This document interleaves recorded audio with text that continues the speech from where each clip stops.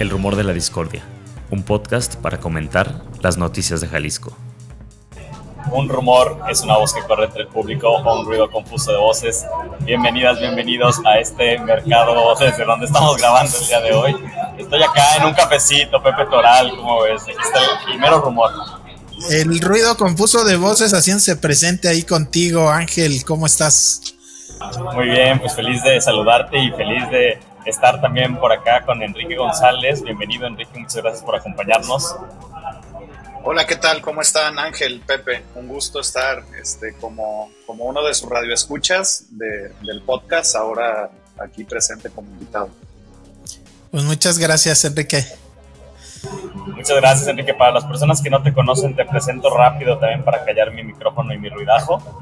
Tú eres candidato a doctor en ciencia política por la Universidad de Guadalajara, además de haber estudiado para abogado, y actualmente eres el director ejecutivo de la organización no gubernamental Dignidad y Justicia en el Camino, AC, mejor conocida por todas y por todos como FM4 Paso Libre, esta organización que brinda apoyo humanitario integral a personas migrantes y refugiadas que viven o transitan por el área metropolitana de Guadalajara. Y justo esta semana, yo por ahí puedo pasarte aquí la bolita, Pepe, después de esto, y luego ya empezamos contigo, Enrique, pues platicábamos justo a partir de este cierre de los trenes, ¿no? de Ferromex. Tú por ahí comentabas, incluso con la compañera Mariana Quintero para Mural, pues que había sido justo una medida que se toma a partir del gobierno federal, más que una medida para salvaguardar la seguridad de las y los migrantes que se mueven a través de estos trenes, ¿no? Quisiera que por ahí pudiéramos comenzar, Pepe, no sé si quieras agregar algo más para darle entrada a Enrique. Sí, bueno, solo creo que es uno de estos periodos cíclicos que pasan en los medios de comunicación, ¿no? Que se pone atención al tema solamente cuando hay algún escándalo, un problema de seguridad y luego pareciera olvidarse, pero la realidad es que más allá de que sí hay cambios en los flujos, siempre hay personas, ¿no? Puede haber momentos en que sube o baja la cantidad de personas que atraviesan el país o que llegan al país. Inclusive gente misma mexicana que va transitando entre ciudades, pero es algo constante y lamentablemente no es también una discusión pública en los medios de comunicación y tampoco de las autoridades que se esté, digamos, atendiendo el tema y poniendo pues la atención que merece. No sé, ¿tú qué opinas al respecto, Enrique, de este momento coyuntural, pero pues que luego pareciera que pierde importancia, por lo menos en la discusión pública? Pues sí, creo que lo expresaste de manera muy clara. Esto es parte del ciclo de cuando nos acordamos que existen flujos migratorios en el país y que regularmente sucede a partir de tragedias, ¿verdad? Lamentablemente sí. Es la tragedia en contra de las personas en situación de movilidad humana que volteamos a ver a esta población y a los espacios que brindamos ayuda humanitaria para ello, ¿no? Por suerte, no hay una tragedia de por medio, sino que fue la inmovilidad de este sistema ferroviario. Recordemos que el sistema ferroviario fue concesionado en 1998, se desestatizó. El expresidente Ernesto Zedillo dejó de manejar propiamente como gobierno federal el sistema de trenes y los concesionó a empresas privadas, la mayoría de capital norteamericano, para que ahora en lugar de un tren de pasajeros se convirtiera en un tren de carga, ¿verdad? Exclusivamente. Y entonces este final del siglo XX y el inicio del XXI también, digamos, juega con el enroque de cómo se estaba viviendo los flujos migratorios. Y a partir del siglo XXI tenemos un aumento significativo de las personas que están transitando en este corredor mesoamericano, dice el profesor Jorge Durán de la Universidad de Guadalajara. Ese flujo mesoamericano de los países centroamericanos, particularmente los países del norte de Centroamérica, que justo utilizan por México como un lugar de tránsito para llegar a Estados Unidos, empezó a aumentar el tránsito, ¿no? En el siglo XXI. Por eso es que paulatinamente cada año, y por lo menos hay la Unidad de Política Migratoria, así lo establece con un indicador, les voy a decir el indicador de la Unidad de Política Migratoria a partir de las solicitudes del reconocimiento de la condición de refugiado. ¿Cuántas personas solicitan protección internacional en México en el 2013? Solicitan alrededor de 1,000. Y para este año se dice que en el 2023 serán alrededor de 140,000 personas las que han solicitado. Bueno. Entonces, ese indicador tan solo te dice cuánto ha sido el flujo que ha venido en aumento. Entonces, por eso es que organizaciones de la sociedad civil, particularmente la red de documentación de defensores de migrantes llamada Redodem, de la cual somos parte, nosotros y 24 espacios más de ayuda humanitaria a lo largo del país, generamos un comunicado manifestando un poco nuestra preocupación por esta acción de Ferromex, que más allá del discurso oficial que ellos enarbolaron, que era para salvaguardar la integridad y la dignidad de las personas migrantes, nosotros leíamos esto en un contexto más amplio como una estrategia más de contención migratoria que se estaba viviendo. Porque qué casualidad que en 23 años que lleva el siglo XXI, con este aumento significativo y este uso del ferrocarril como un medio de transporte, nunca hubieran hablado ni dicho nada, y de repente en este contexto sí sucede, ¿no? Y otra parte otro aspecto importante remarcar aquí a tus radioescuchas, a los asidos fervientes escuchas de este podcast, es pensar por qué a los rumorosos, aunque ya no tenemos el intro de In the Forest, rumorosos. ¿Verdad?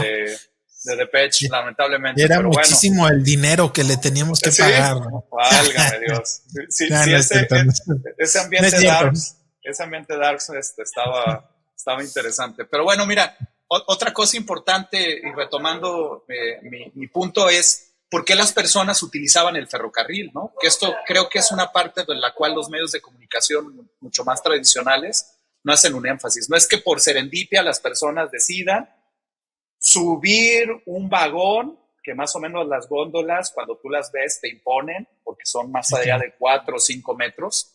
¿Qué es lo que le lleva a una persona? Subir a una góndola, al techo de la góndola, en donde es acero puro, donde está bajo las inclemencias del sol, de la humedad, bajo todos factores extremos. ¿Por qué las personas deciden hacer eso? Pues porque las estrategias de contención del Estado mexicano han orillado a esta población a tomar el ferrocarril como un medio de transporte hacia la frontera.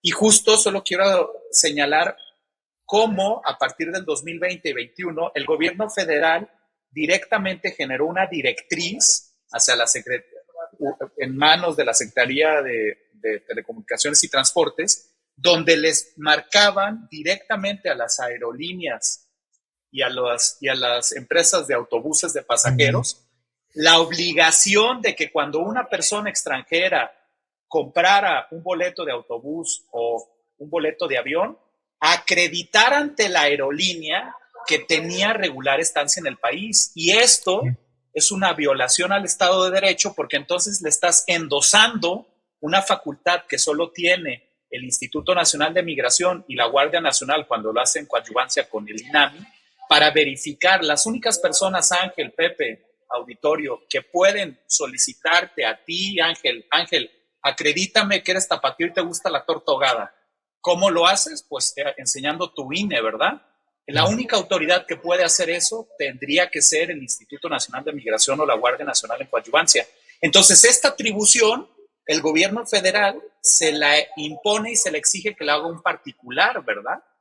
Entonces, por eso es que ahora las personas, aún y tuvieran el recurso y pudieran irse en autobús o pudieran tomar un boleto de avión para ir a frontera, no pueden hacerlo porque están impedidas. Y entonces, ¿esto qué ha sucedido? Pues que busquen alternativas. ¿Cuál es una de ellas? El ferrocarril.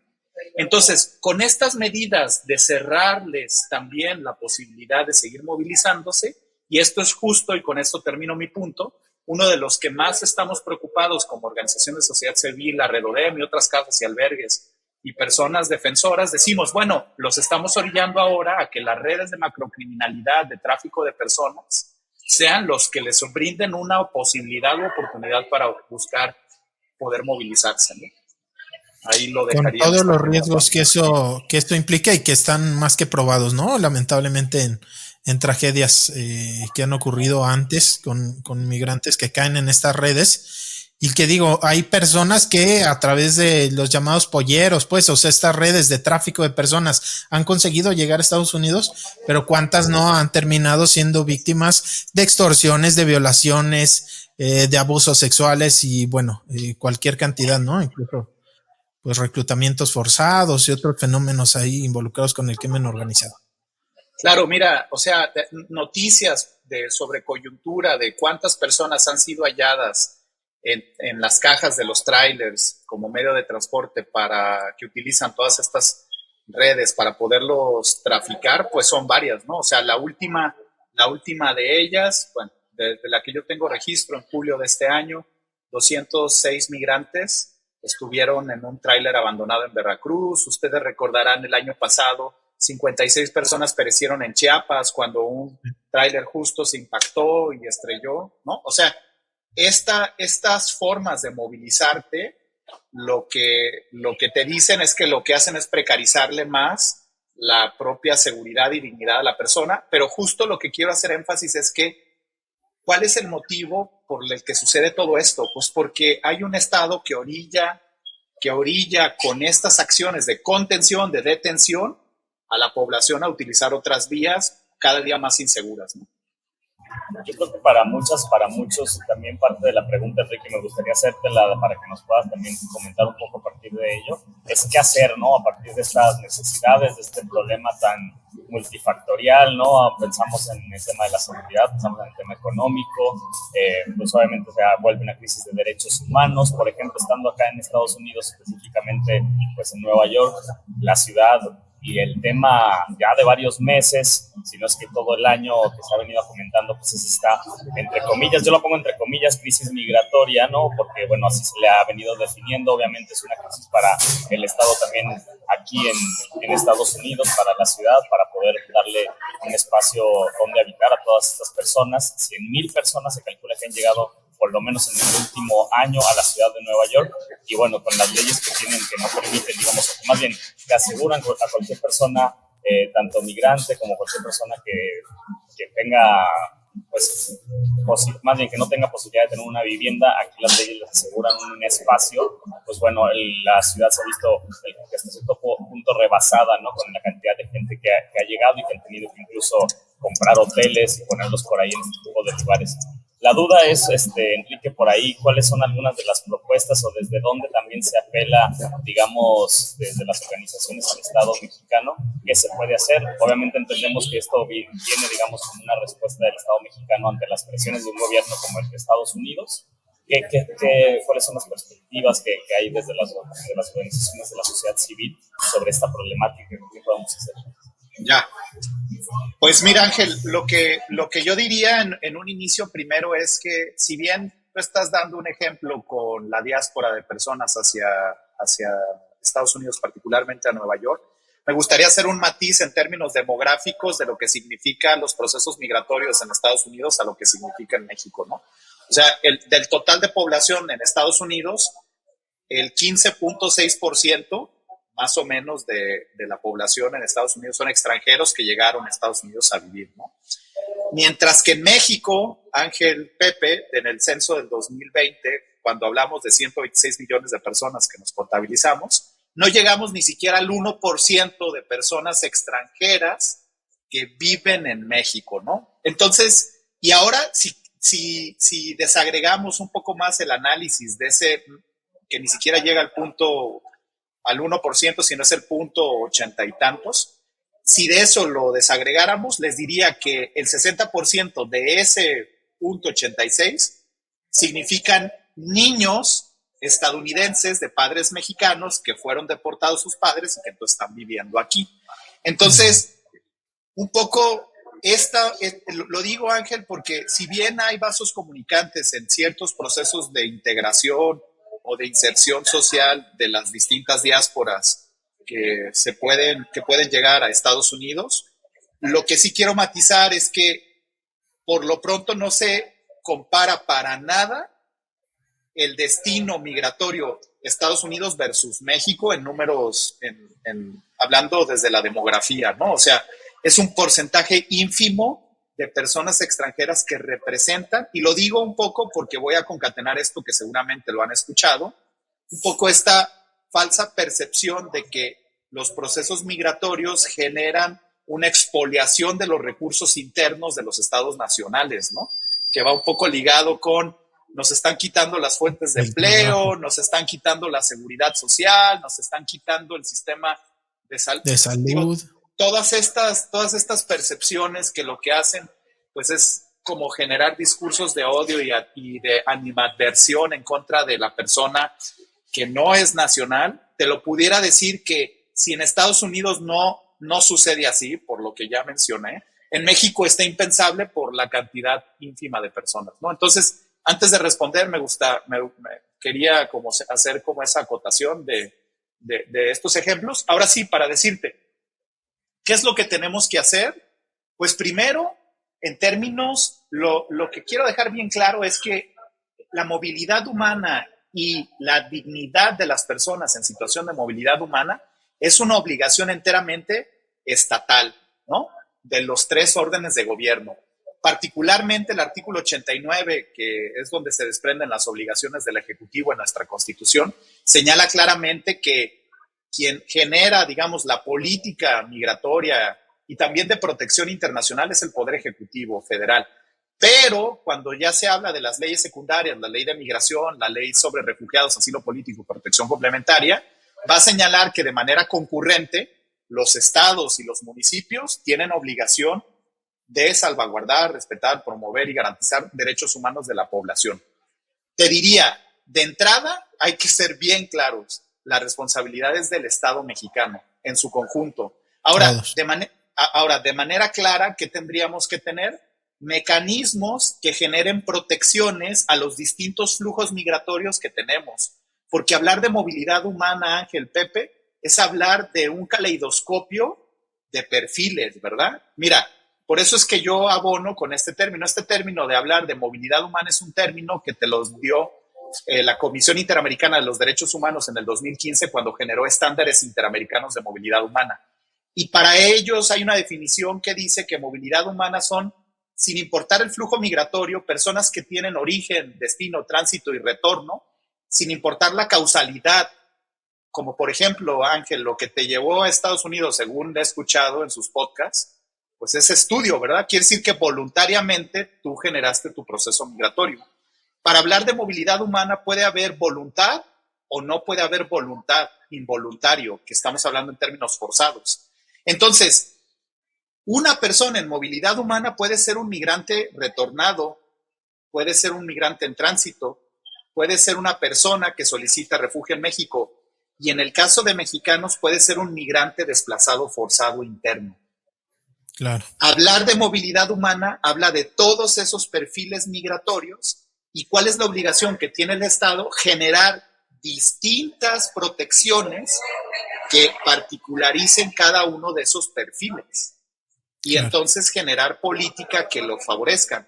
Ahora, particularmente en el tema de la migración en tránsito o la migración de extranjeros que solicitan refugio, por ejemplo, el Estado mexicano, si ya hizo un convenio hoy en día con Estados Unidos a partir de Biden para recibir a 30,000 personas deportadas de otros países cada mes en México, que ese es un convenio, porque ahora violentamos el derecho internacional, porque ahora las deportaciones no son a sus países de origen, sino que aceptamos que sean deportados en México.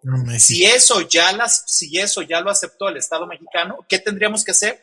Generar una protección para que sus derechos sean reconocidos, porque si no, Ángel y Pepe, en este momento, ellas y ellos en este momento están en un estado de indefensión, porque son deportados en México, no quieren estar en México, quieren ir a Estados Unidos, pero no tienen ningún tipo de posibilidad de acogerse a nada.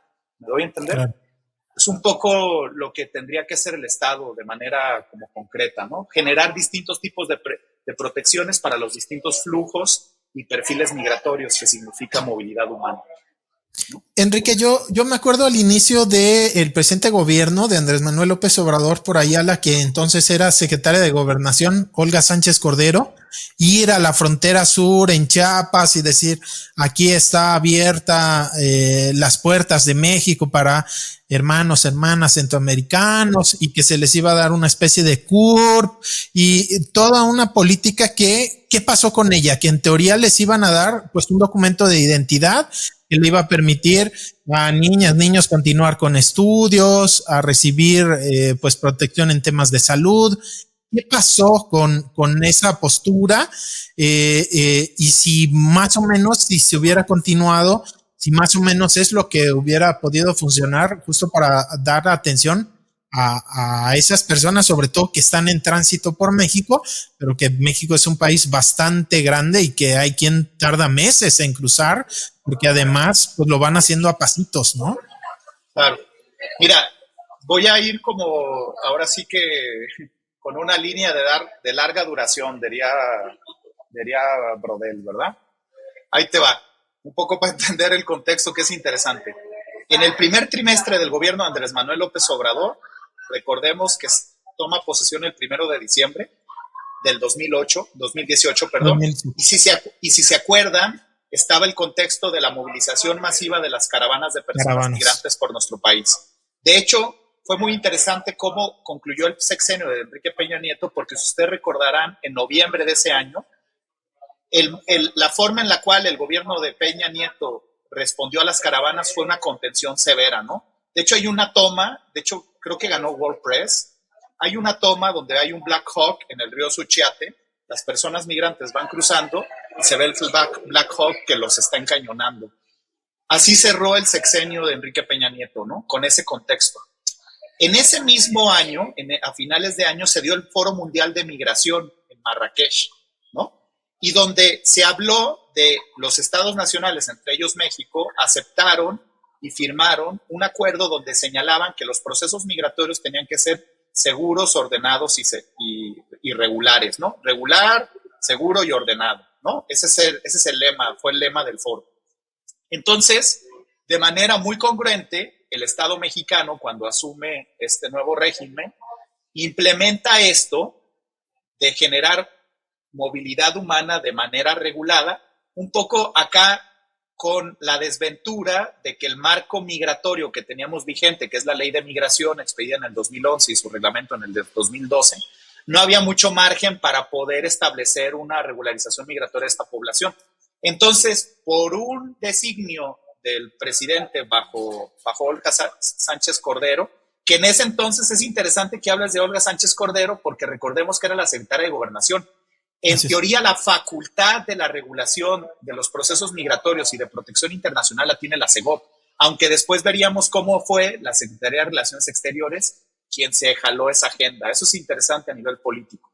Pero entonces, en ese momento, Olga Sánchez Cordero, a través del Instituto Nacional de Migración y de una designación presidencial, señala que todas las personas que venían en caravana, en ese entonces, entraran bajo la regularización migratoria que se le conoce en la Ley de Migración en el 52, fracción quinta, como razones humanitarias.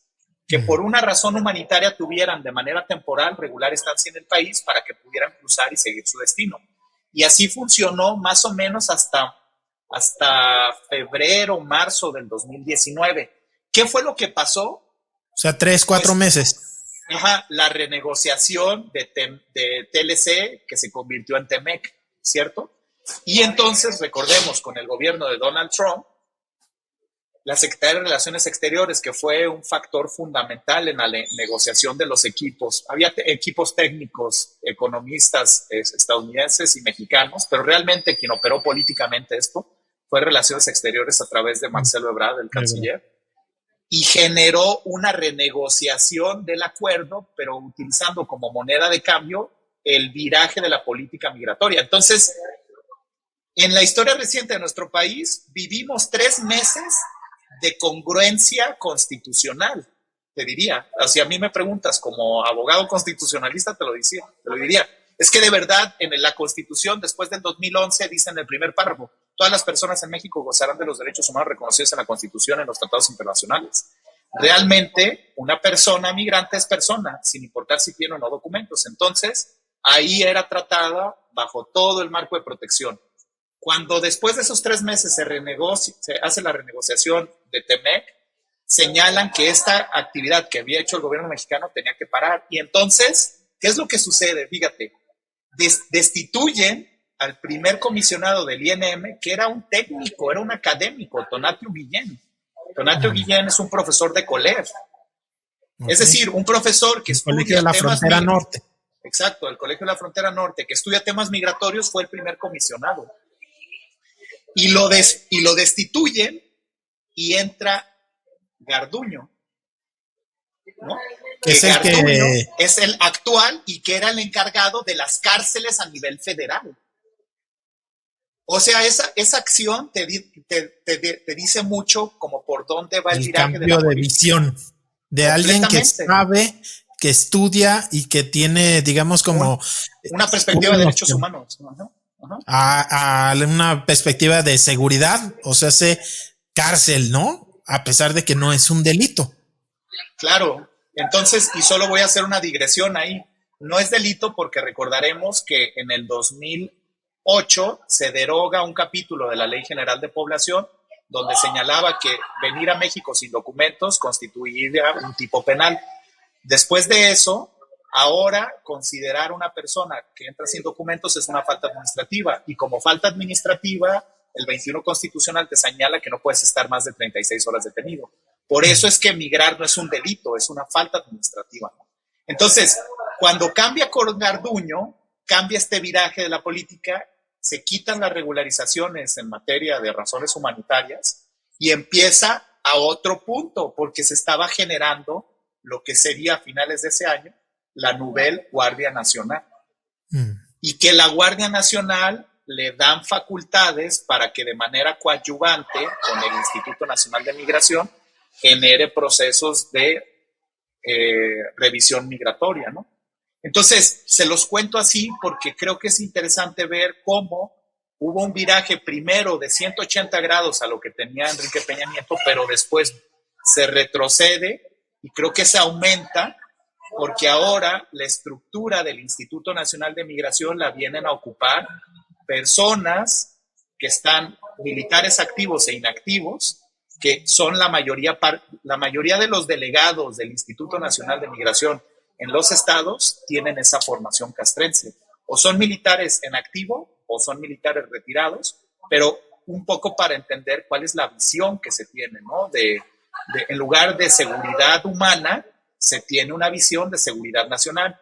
Y aquí entender esos dos conceptos es muy simple. La seguridad humana es poner a las personas por encima del interés del Estado nacional, mientras que la seguridad nacional es poner al Estado por encima de los intereses de las personas. La visión de la política migratoria que tenemos hoy en día es una visión completamente de seguridad nacional. Enrique, un poco también para que hagamos sentido del trabajo que hacen en FM4 y de la importancia pues, que tiene también la ciudad de Guadalajara como ese espacio de movilidad, preguntarte cómo son los procesos que ustedes llevan también de documentación. Yo sé que hacen un trabajo también de investigación, que es una parte importante además para poder aplicar después este conocimiento, esta información a algún tipo de políticas, ¿no? Que también, no sé si hasta algún punto en algún momento, digamos, de esta larga historia llegaron a colaborar con las instituciones federales o con algún tipo de institución gubernamental para delinear algunos planes. ¿Cuáles son las cosas que ustedes realizan acá en FM4? Que nos puedas contar un poco más como de esos detalles y también para ver si hay personas que pueden llegar a sumar a este tipo de labores. Sí, Ángel, pues mira, FM4 Paso Libre es una organización que se ha generado a partir de muchas voluntades. Todos los que llegamos a formar parte de ella llegamos siendo personas voluntarias, que llegamos a servir a la población en movilidad humana haciendo acción humanitaria y que después nos empezamos a enganchar en temáticas. Particularmente cuando yo llegué a la organización, pues por la deformación legal que tengo, pues me interesaba el tema de las regularizaciones migratorias y esto, ¿no? Entonces bueno, yo llegué a la organización en el 2009 y luego llegué de lleno finales del 2010, principios del 2011, cuando regresé de Ciudad de México, pero tengo más o menos, ese es mi... Y desde entonces, empecé a ser trabajador de la organización hasta el 2016. empecé a ser trabajador y a partir de finales del 2019 empecé a ser director de la organización hasta en este momento, ¿no? Entonces, una de las áreas que nos interesa mucho abordar, como bien lo dicen, es la atención integral de la población que atendemos. Tenemos un albergue donde funciona a partir de personas voluntarias, y eso quiero hacer enfático.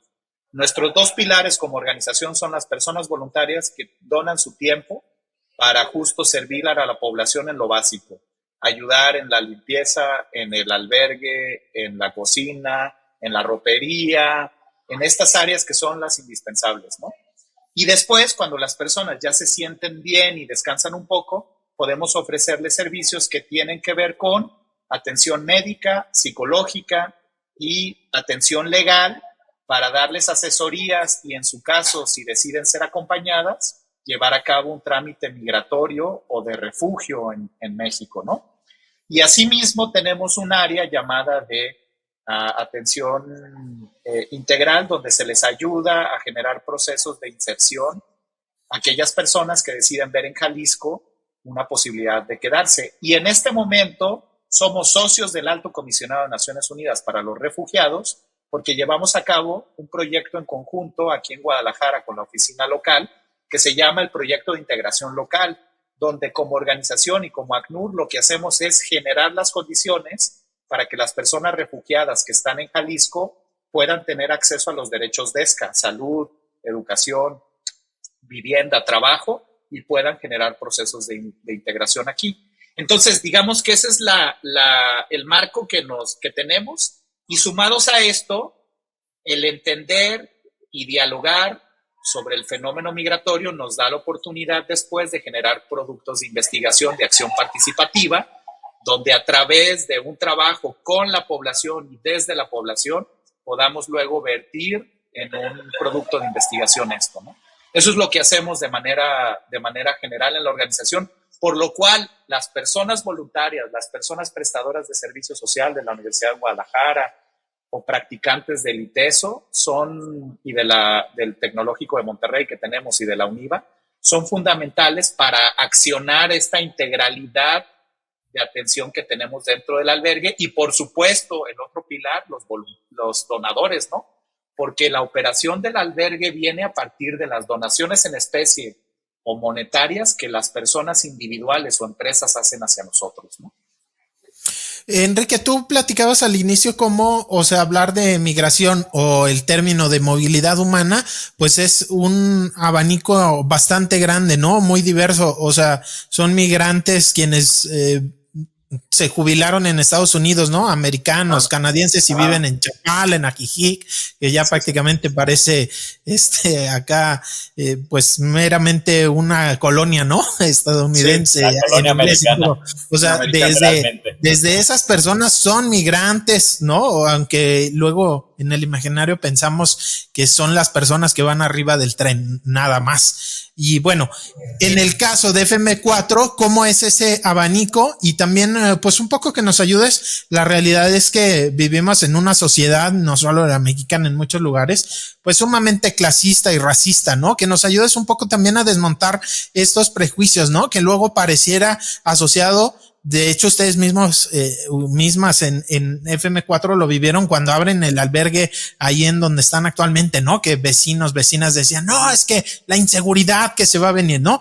O sea, en realidad, ¿quiénes son las personas que atraviesan Guadalajara y en el caso de ustedes que son a quienes conocen directamente, llegan a FM4?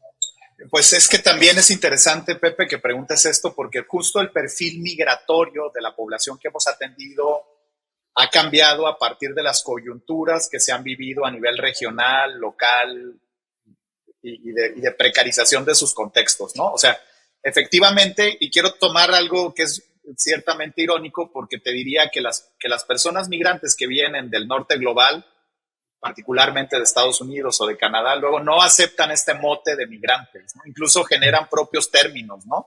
Porque no son migrantes, son expats, son expatriados, aun y cuando en el proceso migratorio serán un migrante, ¿no?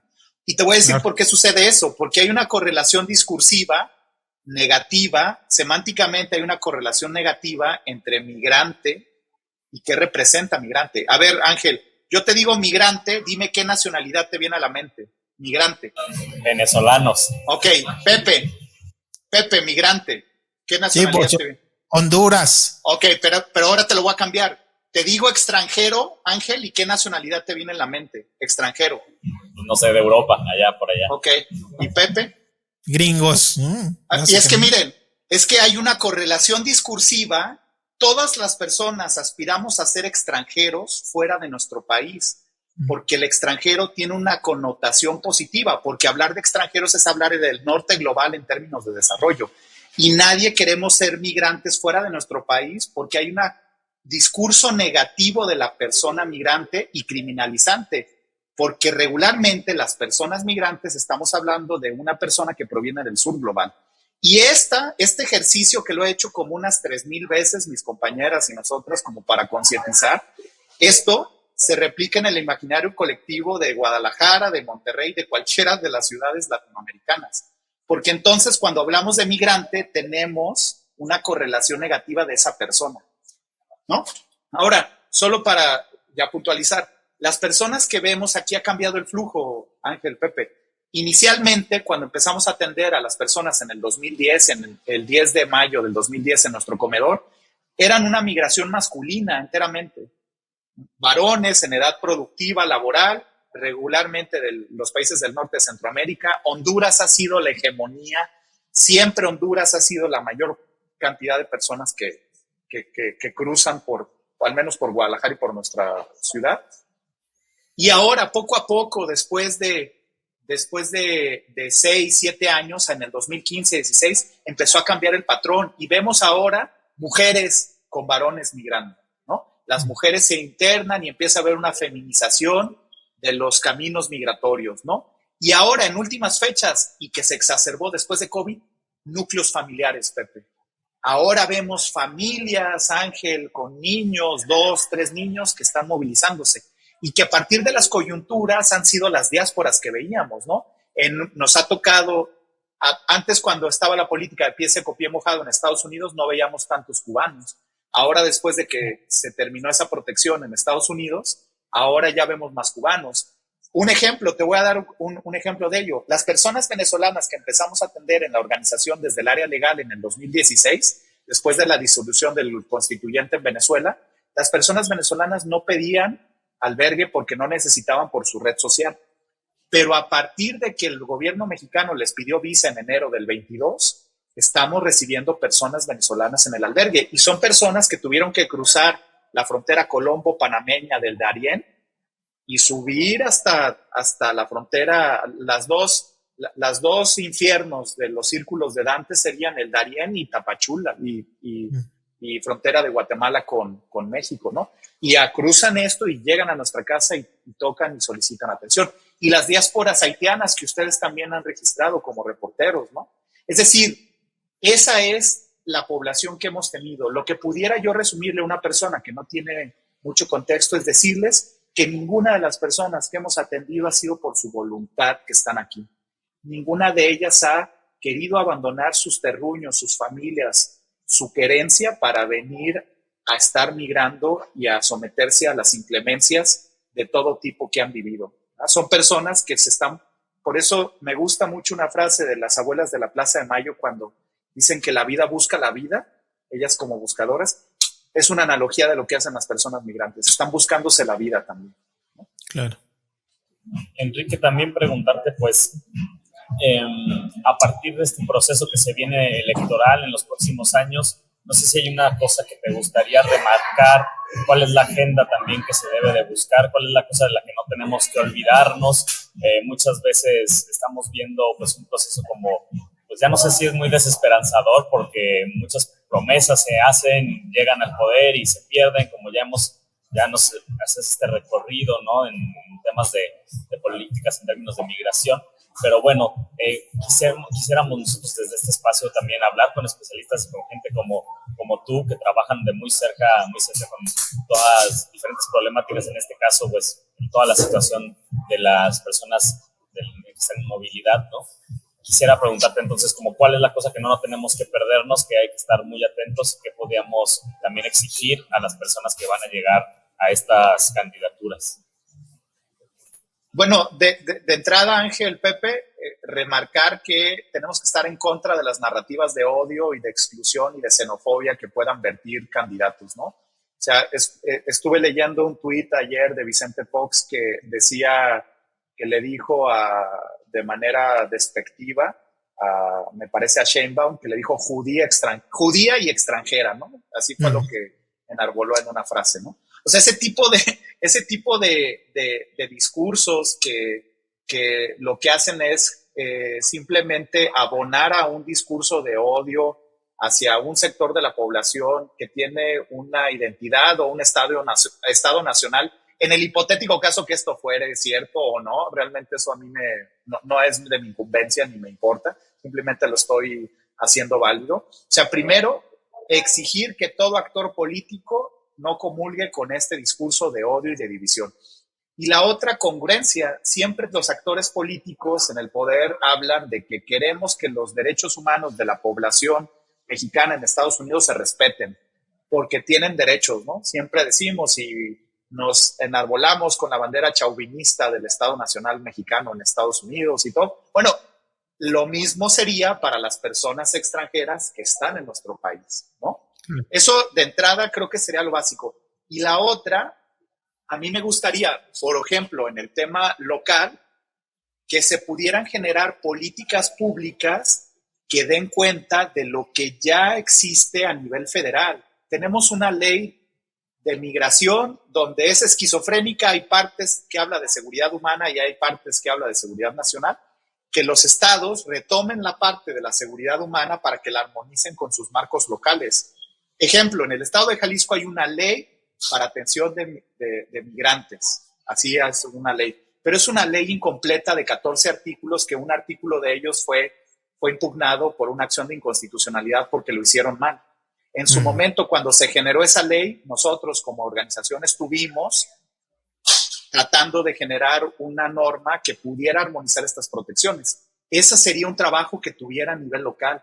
Poder generar protecciones con las competencias y facultades que tienen los estados para proteger a la población y que después los municipios las abracen, Ángel, Pepe, porque al final el primer contacto de la persona con un ente de gobierno es el municipio.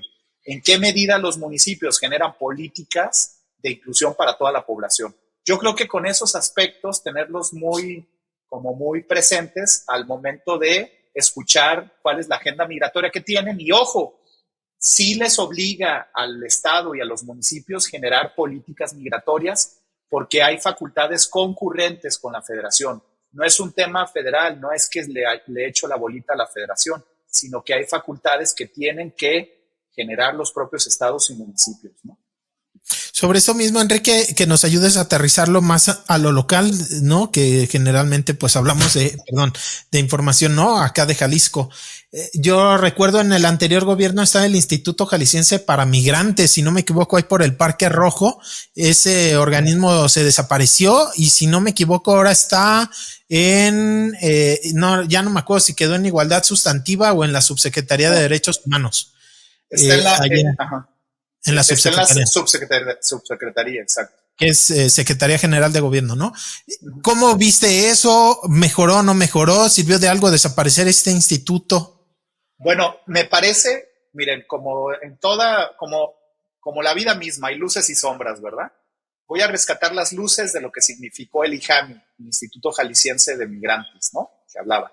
Me parece que fue interesante ese organismo, fue un organismo público desconcentrado de la entonces Secretaría de de Desarrollo Social, del IJAS, de lo que era el IJAS en ese entonces, ¿no?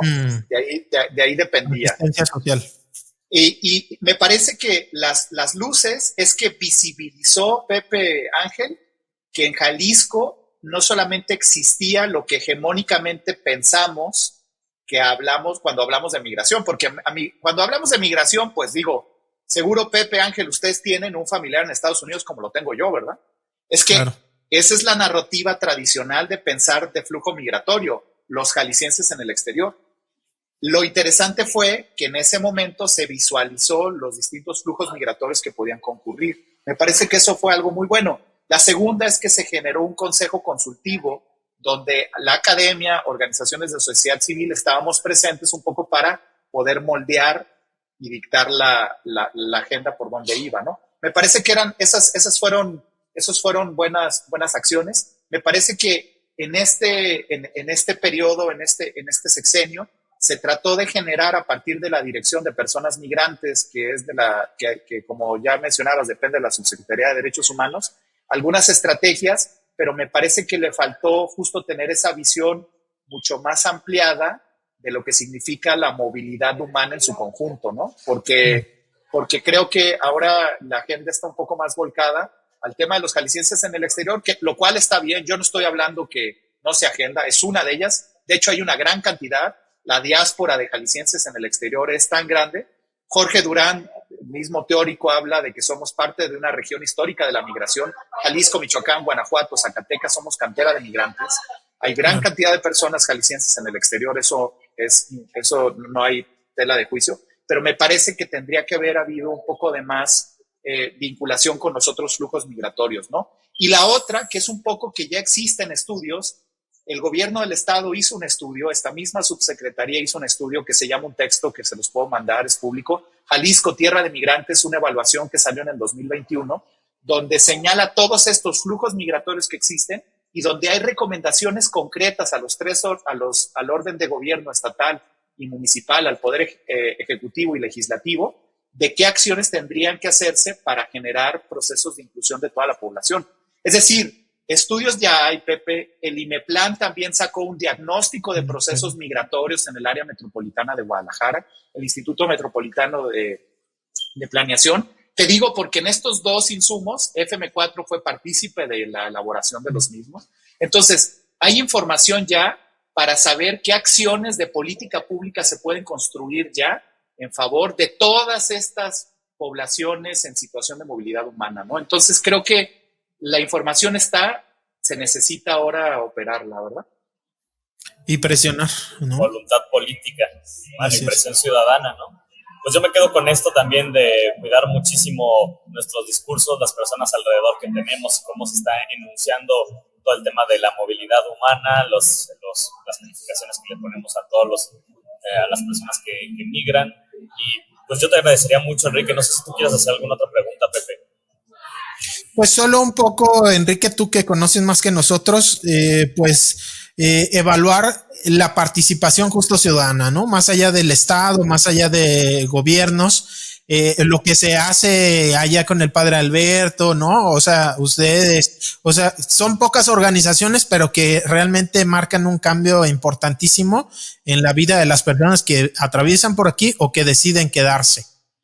Claro, mira, yo aquí quiero hacer un reconocimiento desde la sociedad civil de las distintas organizaciones y albergues que atendemos esta población y distinto. Mira, ya lo dijiste, es el párroco Alberto Ruiz en el refugio en Tlaquepaque, hace la chamba igual que nosotros. La Casa Scalabrini también, la Casa de Formación Scalabrini también, que los Scalabrini tienen el carisma de la movilidad humana. Con el padre José Juan también hace una chambotota. También la hace Aldea Arco Iris, ¿no? Que es otro lugar de integración también. Después están Caminantas, unas morras que son migrantes viviendo el proceso migratorio en su cuerpo, que trabajan para las mujeres migrantes. También está GDL Sur a través de Roberto Hernández, un compa que es un homie que justo atiende a personas deportadas, expandilleras, con vicios, con usuarias de drogas, me van a funar, perdón, usuarias de drogas, que él mismo genera procesos de rehabilitación y de inserción social. Está muy genial el trabajo que hace Roberto. También Rhizome Center, que es Contran, que también hace chamba aquí, ¿no? Y pues el programa de asuntos migratorios del ITESO, que son unas compañeras que a su vez hacen acompañamiento a organizaciones. O sea, es decir, hay un montón de sociedad civil que está respondiendo a esto y que creo que tendrían que ser reconocidas. Y yo les invito a todas aquellas personas que quieran conocer de esto, acérquense a todas estas organizaciones. En todas la ayuda es necesaria, en todas el recurso es necesario, la voluntad es necesaria. Y finalmente, Pepe, a partir de lo que hacemos en FM4 Paso Libre, Ángel, Pepe, les diría, la sociedad tapatía es completamente solidaria porque esta organización vive y subsiste por las personas migrantes con ayuda de la sociedad tapatía, porque si bien hay discursos de odio que son aislados desde mi particular punto de vista, la generalidad es que somos enteramente solidarios y nos echamos la mano, y por eso es que FM4 Paso Libre tenemos más de 14 años funcionando. Sin las personas voluntarias y donadoras no estaríamos aquí presentes, ¿verdad? Buenísimo. Muchísimas gracias, Enrique. Pues ojalá que podamos seguir platicando y darle seguimiento a estos temas que van a seguir siendo pues de muchísimo interés, y más también rumbo a este proceso electoral. Y el de Estados Unidos, el proceso electoral que impacta es muchísimo, ¿no? Con lo que pasa en México. Totalmente. Sí, pues gracias a ustedes por el espacio y qué bueno convertirme de fan a partícipe. Ya hacía falta, Enrique, hace cuántos meses que estábamos planeándola. Muchas gracias por acompañarnos. Gracias, Pepe, gracias, Enrique, y muchísimas gracias a las personas, ustedes que nos escuchan. Nos escuchamos el próximo lunes. El rumor de la discordia, un podcast para comentar las noticias de Jalisco.